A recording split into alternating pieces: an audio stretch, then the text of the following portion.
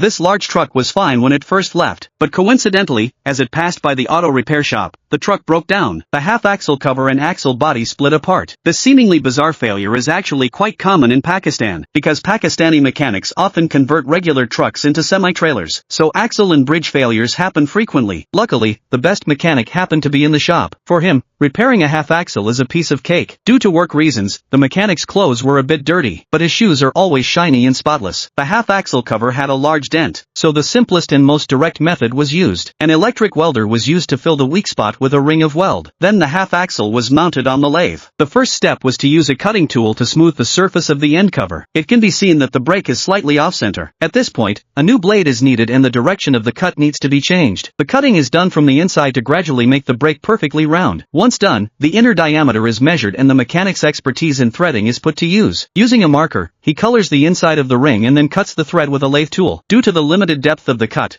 multiple passes are required to create a perfect thread. Though the lathe's precision isn't very high, the thread still turned out quite complete. Next, the half-axle cover is flipped over and the other side is smooth. The cutting tool is adjusted to create a chamfer at the edge. This makes the subsequent installation easier. Now, it's time to handle the half-axle. Since part of the half-axle cover was shaved off, one end of the half-axle needs to be welded to fill the gap. Otherwise, it won't fit properly when installed. To be safe, the mechanic measures with calipers to ensure that the welded section's width exceeds the threaded connection. Then, the cutting tool is used to shave the welded part so that its size matches the threaded connection. The white smoke here is caused by the grease on the push pin melting. After welding, the temperature hasn't cooled down yet. The cutting temperature isn't that high. The size is almost perfect now. The cutting tool is adjusted to finish the chamfer. Before cutting the threads, the mechanic marks the area with a marker. Then, the lathe tool is used to cut the thread. Many people use CNC lathes to cut threads, but it's hard to find a mechanic who manually operates the lathe tool like this, because without years of practical experience, it's impossible to achieve this quality. Then the half-axle cover is installed, just the right size, not too big or small. The threaded installation increases the repair strength. Next, the welding process. The end cover and half-axle are welded together, fixed in 4 directions. Then, a 3 mm deep groove is cut on the outer side of the half-axle cover. Another round of welding fills the groove. The inner side of the half-axle cover also undergoes full welding. This ensures it's completely secure. Welding repairs are basic operations. Once done, the weld spots are ground smooth, achieving a perfect repair effect on the half-axle. This is the essence of the mechanic's skill. When the client sees the perfectly repaired half-axle, the 2,000 rupees repair fee seems like such a great deal.